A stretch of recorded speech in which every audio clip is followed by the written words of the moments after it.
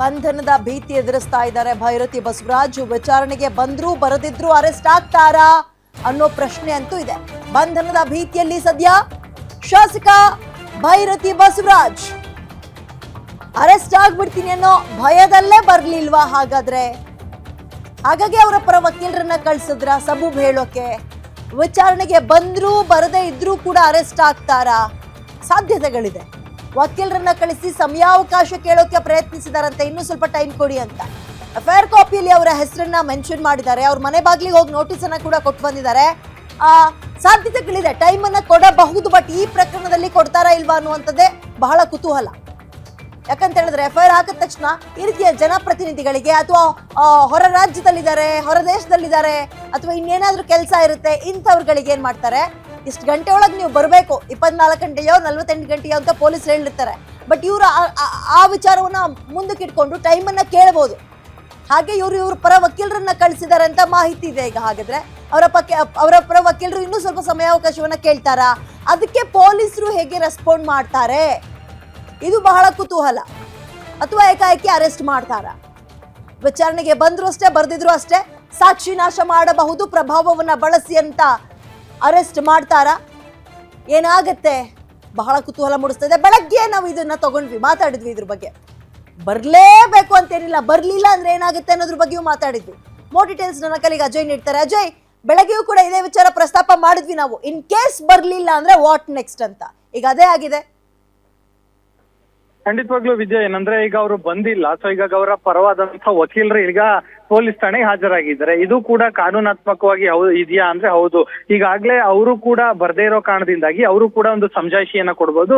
ಅಂದ್ರೆ ನನ್ನ ಕಲೀಗ್ ಏನಿದ್ದಾರೆ ಅವರಿಗೆ ಏನ್ ಸರಿಯಾಗಿ ಏನು ವೈದ್ಯಕೀಯವಾಗಿ ಕೂಡ ಅವರು ಸರಿಯಾಗಿಲ್ಲ, ಅಂದ್ರೆ ಅನಾರೋಗ್ಯದಿಂದ ಬಳಲ್ತಾ ಇದ್ದಾರೆ.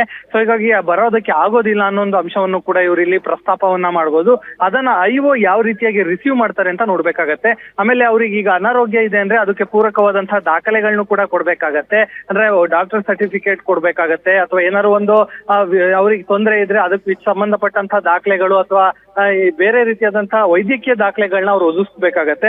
ಅದನ್ನ ಐಒಎಸ್ ಮುಂದೆ ಸಬ್ಮಿಟ್ ಮಾಡ್ಬೇಕಾಗತ್ತೆ. ಸೊ ಹೀಗಾಗಿ ಅವರು ಈಗ ಸದ್ಯಕ್ಕೆ ಯಾವ ಕಾರಣ ಹೇಳಿದ್ದಾರೆ ಅಂತ ಇನ್ನೂ ಕರೆಕ್ಟ್ ಆಗಿ ಗೊತ್ತಿಲ್ಲ. ಸೊ ಹೀಗಾಗಿ ಅವರು ಯಾವ ವಿಚಾರಗಳನ್ನ ಇಲ್ಲಿ ಐಒ ಮುಂದೆ ಪ್ರಸ್ತಾಪ ಮಾಡ್ತಾರೆ ಅನ್ನೋದು ಕೂಡ ಪ್ರಮುಖವಾಗತ್ತೆ. ಸೊ ಹೀಗಾಗಿ ಈಗ ಸದ್ಯಕ್ಕೆ ಬಂದಿರುವಂತ ಮಾಹಿತಿ ಪ್ರಕಾರ ಇದೇ ವಿಚಾರವಾಗಿ ಏನು ಭೈರತಿ ಬಸವರಾಜ್ ಅವರ ಪರವಾದಂತಹ ವಕೀಲರು ಬಂದಿದ್ದಾರೆ. ಆದ್ರೆ ಯಾವ ಕಾರಣಕ್ಕೋಸ್ಕರ ಅಂತ ಇನ್ನೂ ಸರಿಯಾದ ಸಿಕ್ಕಿಲ್ಲ. ಸೊ ಹೀಗಾಗಿ ಮುಂದಿನ ದಿನಗಳಲ್ಲೂ ಕೂಡ ಪೊಲೀಸರು ಅವರಿಗೆ ಮತ್ತೆ ನೋಟಿಸ್ ಅನ್ನ ಸರ್ವ್ ಮಾಡ್ತಾರೆ. ಅವರು ಹುಷಾರಾದ ನಂತರನೇ ಬರಬೇಕು, ಮತ್ತೆ ವಿಚಾರಣೆ ಹಾಜರಾಗ್ಲೇಬೇಕು ಅಂತಾನು ಕೂಡ ಹೇಳ್ತಾರೆ. ಆ ಸಂದರ್ಭದಲ್ಲೂ ಕೂಡ ಅವ್ರು ಬಂದಿಲ್ಲ ಅಂದ್ರೆ 3 ನೋಟಿಸ್ಗಳನ್ನ ಇಶ್ಯೂ ಮಾಡ್ತಾರೆ. 3 ನೋಟಿಸ್ಗೂ ಕೂಡ ಏನೋ ರೆಸ್ಪಾಂಡ್ ಮಾಡಿಲ್ಲ ಅಂದ್ರೆ ಆ ನಂತರ ಕೋರ್ಟ್ ಮೊರೆ ಹೋಗಿ ವಾರೆಂಟ್ ಅನ್ನು ಇಶ್ಯೂ ಮಾಡ್ಬೋದು, ಅಥವಾ ಇವರೇ ಹೋಗಿ ಅರೆಸ್ಟ್ ಮಾಡು ಕೂಡ ಕರ್ಕೊಂಡ್ ಬರ್ಬೋದು. ಅಷ್ಟ್ರಲ್ಲಿ ಅವ್ರು ಏನಾದ್ರು ಆಂಟಿಸಿಪೇಟರಿ ಬೇಲ್ ಏನಾದ್ರು ಹಾಕೊಂಡ್ರೆ ಅವಾಗ ಮಾತ್ರ ಅಲ್ಲಿ ಭೈರತಿ ಬಸವರಾಜ್ ಅವರು ಸೇಫ್ ಆಗ್ತಾರೆ. ಅದು ಕೂಡ ಕೋರ್ಟ್ ಒಂದು ವೇಳೆ ಅವರಿಗೆ ಜಾಮೀನನ್ನ ಮಂಜೂರು ಮಾಡಿದ್ರೆ ಮಾತ್ರ. ಸೊ ಹಾಗಾಗಿ ಇವತ್ತು ಕೂಡ ಈ ಕಾನೂನಾತ್ಮಕವಾಗಿ ಹೋರಾಟ ಮಾಡೋದಕ್ಕೆ ಕೂಡ ಭೈರತಿ ಬಸವರಾಜ್ ಅವರು ಮುಂದಾಗಿರುವಂತದ್ದು. ಸೊ ಹಾಗಾಗಿ ಅವರ ಪರವಾದ ವಕೀಲರು ಬಂದಿದ್ದಾರೆ.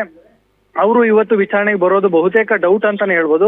ಯಾಕಂದ್ರೆ ನಿನ್ನೆ ಕೂಡ ಕೋರ್ಟ್ ಸ್ಪಷ್ಟವಾಗಿ ಹೇಳಿತ್ತು, 11:30 ಸುಮಾರಿಗೆ ನೀವು ವಿಚಾರಣೆಗೆ ಹಾಜರಾಗಬೇಕು, ಹಾಜರಾಗಿ ಅವ್ರು ಕೇಳುವಂತ ಪ್ರಶ್ನೆಗಳಿಗೆ ಮತ್ತೆ ತನಿಖೆಗೆ ನೀವು ಸಹಕಾರ ಕೊಡಬೇಕು ಅನ್ನೋ ಮಾತನ್ನು ಕೂಡ ಕೋರ್ಟ್ ಹೇಳಿತ್ತು.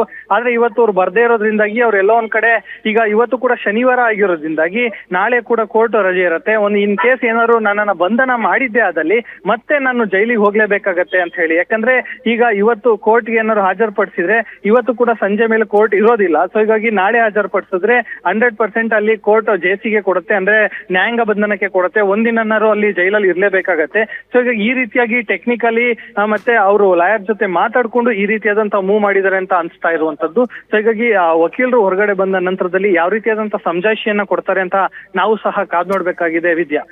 ಎಸ್, ಆರೋಗ್ಯ ಅನ್ನೋದು ಇಂಥ ಪ್ರಕರಣಗಳಲ್ಲಿ ಬಹಳ ಅದ್ಭುತ ಶೀಲ್ಡ್ ಆಗಿ ವರ್ಕ್ ಆಗಿದೆ ಎಷ್ಟೋ ಜನಕ್ಕೆ. ಇಲ್ಲೂ ಕೂಡ ಆಗ್ಬೋದಾ ಗೊತ್ತಿಲ್ಲ. ಅಂಡ್ ಆಂಟಿಸಿಪೇಟರಿ ಬೇಲ್ ಅಂತ ನೀವು ಮಾತಾಡಿದ್ರೆ ಅವಕಾಶ ಇದೆಯಾ ಅವ್ರಿಗೆ ಅಪ್ಲೈ ಮಾಡೋಕೆ ಅಂದ್ರೆ ಡೆಫಿನೆಟ್ಲಿ ಹೌದು. ಆದ್ರೆ ಕೋರ್ಟ್ ಇದನ್ನ ಹೇಗೆ ಕನ್ಸಿಡರ್ ಮಾಡುತ್ತೆ ಅಜಯ್? ಕಾರಣ ನಿನ್ನೆಯೇ ಎಫ್ಐಆರ್ ನಿಂದ ಹೆಸರು ತೆಗಿರಿ ಅಂದಿದ್ದಕ್ಕೆ ಮೊದಲು ಹೋಗಿ ನೀವು ವಿಚಾರಣೆ ಅಟೆಂಡ್ ಮಾಡ್ರಿ ಅಂತ ಹೇಳಿ ಕಳಿಸಿತ್ತು.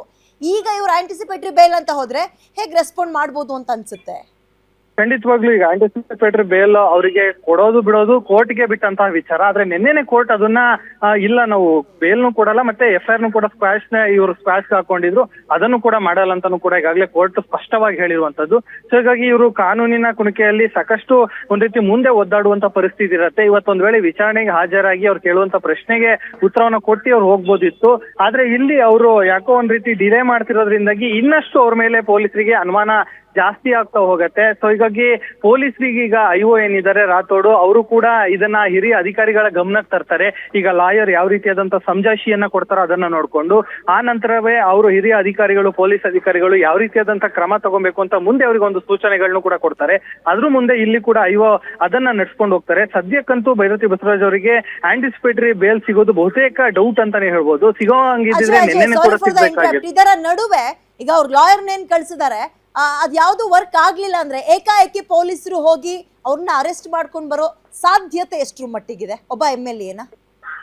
ಖಂಡಿತವಾಗ್ಲೂ ಮಾಡ್ಲೇಬೇಕಾಗತ್ತೆ. ಯಾಕಂತಂದ್ರೆ ಯಾರೇ ಆಗ್ಲಿ FI ಆರೋಪಿ ಆಗಿದ್ರೆ, ಸಾಮಾನ್ಯ ಒಬ್ಬ ಸಾರ್ವಜನಿಕ ಆಗಿದ್ರೆ ಯಾವ ರೀತಿಯಾಗಿ ಪೊಲೀಸರು ನೋಟಿಸ್ ಕೊಡೋದಿಲ್ಲ, ಹೋಗ್ತಾರೆ, ಅವ್ರನ್ನ ಎತ್ಕೊಂಡ್ ಬರ್ತಾರೆ, ಆ ನಂತರ ಅವರು ಯಾವ ರೀತಿಯಾಗಿ ಬಾಯಿ ಬಿಡಿಸ್ಬೇಕು ಆ ರೀತಿ ಬಿಡಿಸ್ತಾರೆ. ಆದ್ರೆ ಈ ಕೇಸ್ ನಲ್ಲಿ FI ಆಗಿರುವಂತಹ ಭೈರತಿ ಬಸವರಾಜ್ ಅವರಿಗೆ ಮಾತ್ರ ಇಲ್ಲಿ ನೋಟಿಸ್ ಸರ್ವ್ ಮಾಡಿದ್ ಯಾಕೆ ಅಂತ ಆಗಿಂದನೂ ಕೂಡ ಮಾಧ್ಯಮಗಳು ಕೂಡ ಪ್ರಶ್ನೆ ಮಾಡ್ತಾನೆ ಬಂದಿದೆ. ಯಾಕಂದ್ರೆ ಈ ಬೇರೆ ಒಬ್ಬ ಸಾಮಾನ್ಯ ಮನಸ್ಸಿಗಾದ್ರೆ ಒಂದು ನ್ಯಾಯ, ಇಲ್ಲಿ ಇವರಿಗೆ ಒಂದು ನ್ಯಾಯ ಅನ್ನೋ ಒಂದು ಅನುಮಾನ ಕಡೆ ಈಗ ಇರುವಂತದ್ದು.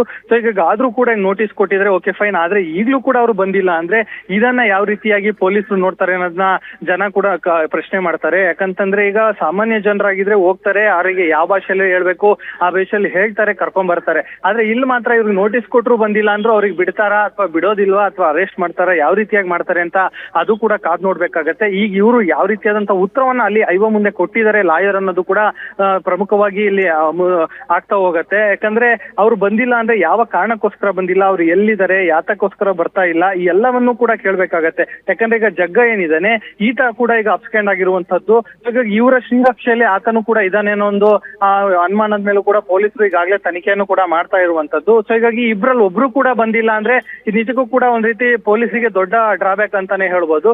ಸೊ ಹೀಗಾಗಿ ಪೊಲೀಸರು ಕೂಡ ಮುಂದಿನ ದಿನಗಳಲ್ಲಿ ಯಾವುದೇ ರೀತಿಯಾದಂತ ಕ್ರಮಕ್ಕೆ ಮುಂದಾಗ್ತಾರೆ ಅಂತ ನಾವು ಸಹ ಕಾದ್ ನೋಡ್ಬೇಕಾಗಿದೆ. ದಿವ್ಯಾ, ಓಕೆ, ಧನ್ಯವಾದ ಡೀಟೇಲ್ಸ್ಗೆ. ಇಲ್ಲಿ ಎರಡು ವಿಚಾರ ಬಹಳ ಪ್ರಮುಖವಾಗಿ ಗಮನಿಸಬೇಕು. ಒಂದು, ಅವ್ರು ಬಂದಿಲ್ಲ ಅಂದ್ರೆ ವಾಟ್ ನೆಕ್ಸ್ಟ್, ಅರೆಸ್ಟ್ ಆಗ್ತಾರಾ? ನೋಟಿಸ್ ಕೊಟ್ಟ ಮೇಲೂ ಕೂಡ ರೆಸ್ಪಾಂಡ್ ಮಾಡಿಲ್ಲ ಅಂಡ್ ಕೋರ್ಟ್ ಹೇಳಿದ ಮೇಲೂ ಕೂಡ ಹಾಜರಾಗಿಲ್ಲ, ವಕೀಲರನ್ನ ಕಳಿಸಿದ್ದಾರೆ ಅಂದಾಗ ಆ ವಕೀಲರನ್ನ ಶೀಲ್ಡ್ ಆಗಿ ಬಳಸ್ಕೋಬಹುದಾ? ಅಂಡ್ ವಕೀಲರು ಕೊಡುವಂತಹ ಇದು ರೀಸನ್ ಏನು?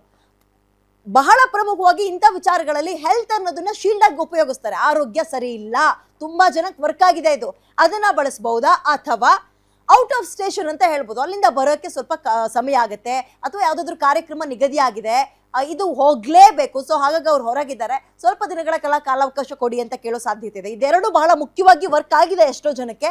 ಭೈರತಿ ಬಸವರಾಜ್ ಅವ್ರಿಗಾಗುತ್ತಾ ಗೊತ್ತಿಲ್ಲ. ಅಂಡ್ ಲಾಯರ್ ಏನು ಪ್ರಸ್ತಾಪ ಮಾಡ್ತಾರೆ ಅನ್ನೋದ್ರ ಮೇಲೆ ಡಿಪೆಂಡ್ ಆಗುತ್ತೆ. ಒಂದು.